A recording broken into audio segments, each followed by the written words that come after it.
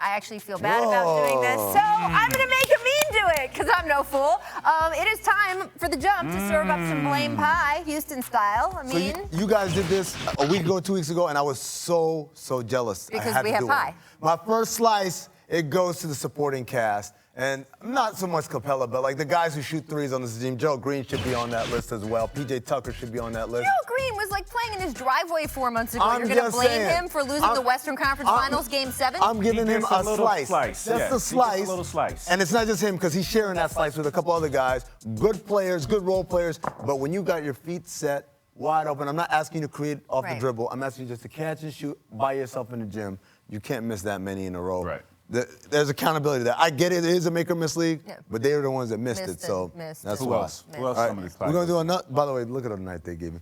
They don't trust me around here. I was going to say, do you really think we would trust you with a real knife? See? Nope. Well, I think Daryl Morey deserves a slice, too. Really? Yeah, he deserves a slice. Maybe that slice is a little thicker than the other slice, but maybe it's... Please tell me. Tell you why. Pumpkin? Two reasons.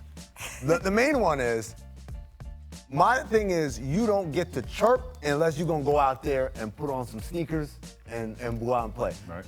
I didn't hear Chris Paul talk about we're obsessed with the Warriors. I didn't hear James Harden talk about we're obsessed with the Warriors. I didn't hear Mike D'Antoni who's coaching.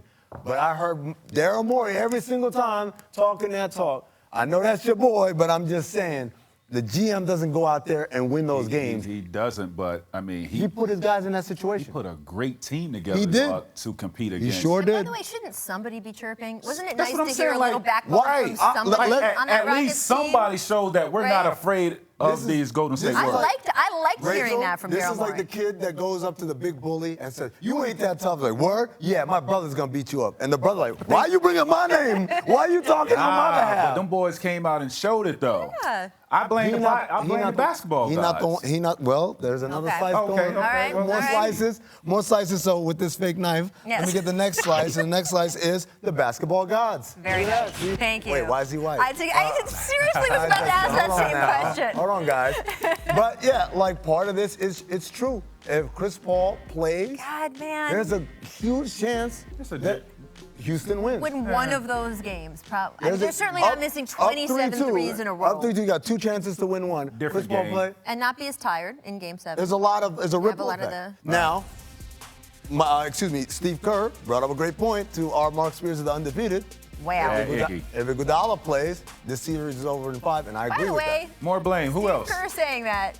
Well, we'll talk about it later. No, but he's to blame. All right, okay, now this is the big one. We get 2 slices for my guy. Who?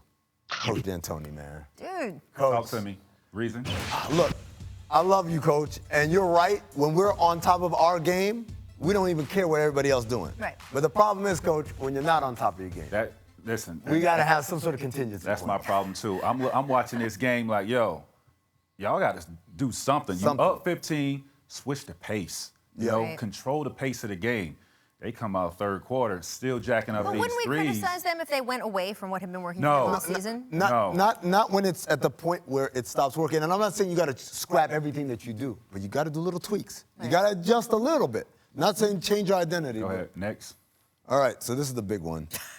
And again, I know where you're my MVP. I don't have any problem with it, but you get 3 slices, James Harden. Because when everyone in the world is talking about you not showing up when it matters, not fading in closeout situations, what happened last year against San Antonio, what happened a couple years ago against Golden State. I'm not counting the first round one. I'm talking about the conference finals where he turned it over at the end of the game. You know you got that reputation, and you know your co-pilot, Chris Paul, basketball gods, took a slice. We gave him.